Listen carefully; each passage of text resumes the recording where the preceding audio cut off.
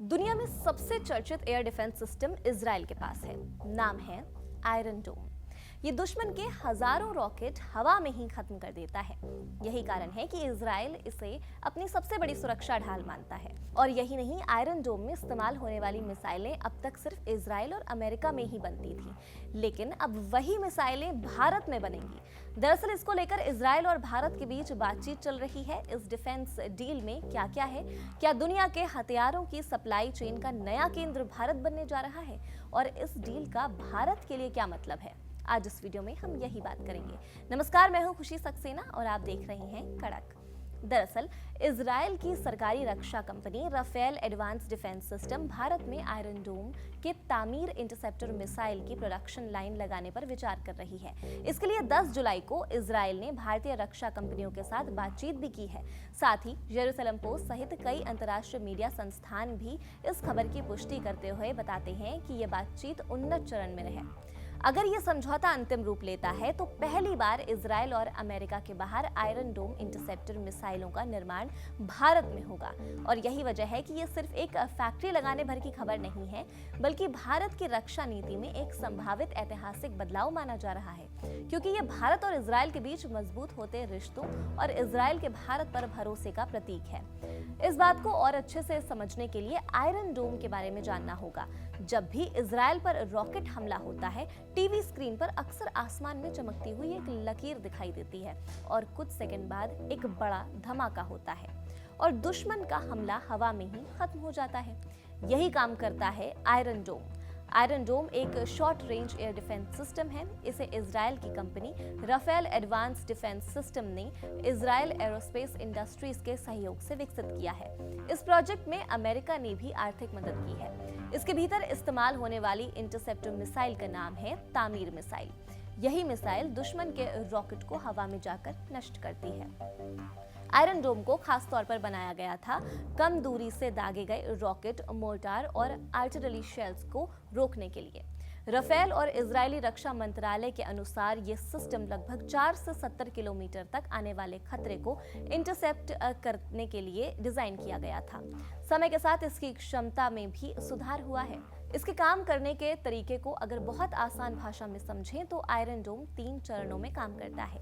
पहला चरण detection, radar से पहचानना कि कोई रॉकेट या मिसाइल दागी गई है। दूसरा चरण होता है ट्रैकिंग और कैलकुलेशन।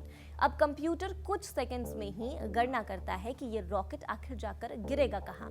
अगर वो किसी खाली मैदान में गिरने वाला है तो आयरन डोम कोई मिसाइल नहीं दागता, क्योंकि हर इंटरसेप्ट मिसाइल की कीमत करोड़ों रुपए होती है।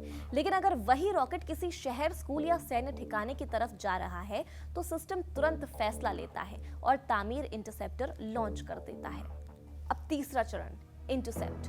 तामीर मिसाइल हवा में जाकर दुश्मन के रॉकेट से टकराती है और उसे जमीन तक पहुंचने से पहले ही खत्म कर देती है। यही वजह है कि दुनिया भर के सैन्य विशेषज्ञ इसे सबसे प्रभावी short range air defence system में गिनते हैं। इजरायली अधिकारियों के मुताबिक आयरन डोम ने अब तक 10,000 से अधिक इंटरसेप्शन किए हैं और इसकी सफलता दर 90% से अधिक बताई जा रही है। हालांकि वास्तविक सफलता दर हर संघर्ष और खतरे के प्रकार के अनुसार अलग अलग हो सकती है।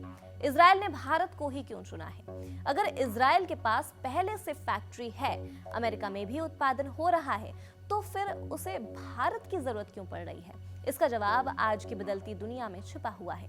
पिछले कुछ सालों में रूस यूक्रेन युद्ध, खाड़ी देशों के साथ संघर्ष, ईरान और इजराइल के बीच तनाव, ड्रोन युद्ध और मिसाइल हमलों ने दुनिया की सोच बदल दी है। आज लगभग हर देश एयर डिफेंस सिस्टम खरीदना चाहता है।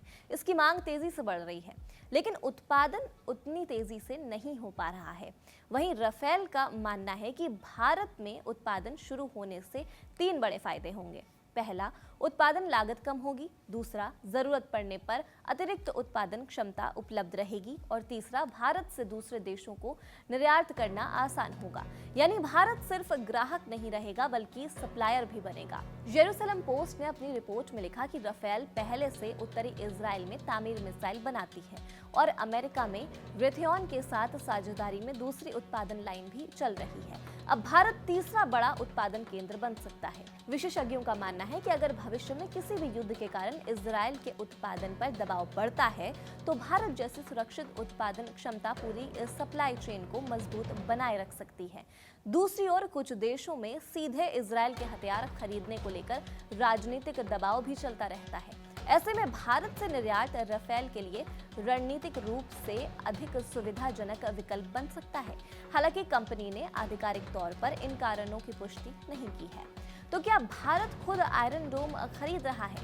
भारत के पास पहले से आकाश, MRSAM, LRSAM, बराक 8, QRSAM और कई स्वदेशी एयर डिफेंस प्रोजेक्ट्स मौजूद हैं। यानी भारत को आयरन डोम की उतनी जरूरत नहीं है जितनी उसके निर्माण की तकनीक, बिजनेस और वैश्विक सप्लाई नेटवर्क की हो सकती है। और यही से शुरू होती है जिसे समझने के लिए हमें 3 दशक पीछे जाना पड़ेगा।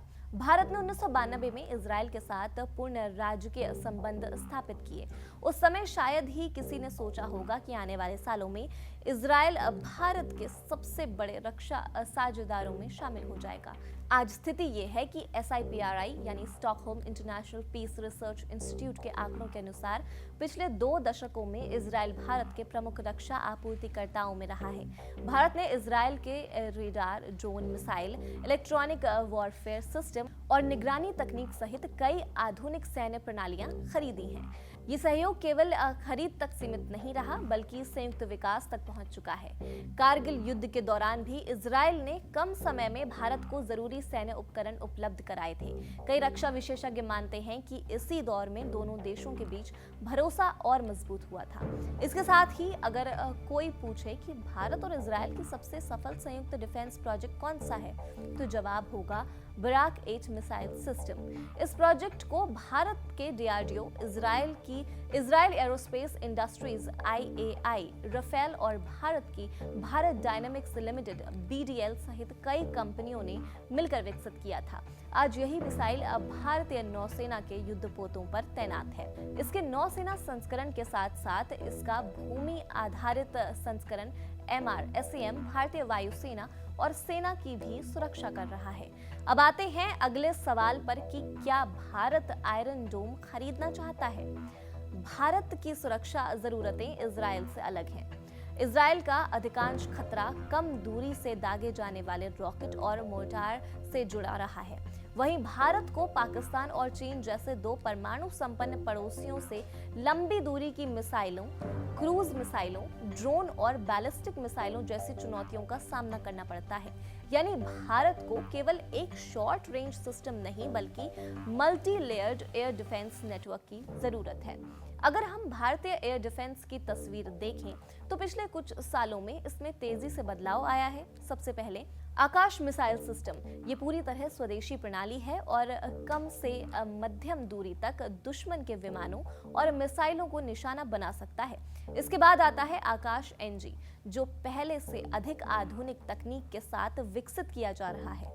फिर है QRSAM, quick reaction surface to air missile, जिसे DRDO ने तेजी से प्रतिक्रिया देने वाली वायु रक्षा प्रणाली के रूप में विकसित किया है। इसके अलावा भारत के पास MRSAM और बराक 8 जैसी प्रणालियां हैं जो मध्यम दूरी की सुरक्षा देती हैं। और सबसे ऊपर भारत के पास रूस से खरीदा गया S-400 ट्रियोम्फ सिस्टम है जो सैकड़ों किलोमीटर दूर तक आने वाले हवाई खतरों पर नजर रख सकता है।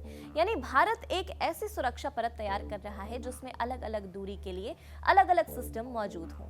अगर तामीर इंटरसेप्टर भारत में बनते हैं तो भारतीय इंजीनियर, भारतीय बिजनेस और भारतीय रक्षा कंपनियां एक ऐसी उत्पादन प्रक्रिया का हिस्सा बनेंगी जो आज दुनिया की सबसे चर्चित एयर डिफेंस तकनीकों में गिनी जाती है। इससे नई विशेषज्ञता विकसित होगी, हाई क्वालिटी वाले रक्षा विनिर्माण और अनुभव मिलेगा और भविष्य में स्वदेशी प्रोजेक्ट्स को भी फायदा मिल सकता है। हालांकि अभी तक ये स्पष्ट नहीं है कि इससे संभावित समझौते में कितनी तकनीक भारत को हस्तांतरित की जाएगी। इस पर कोई आधिकारिक जानकारी सार्वजनिक नहीं की गई है। खैर, इस पर आप क्या सोचते हैं? अपनी राय हमें कमेंट सेक्शन में जरूर बताइएगा और देखते रहिए कड़क।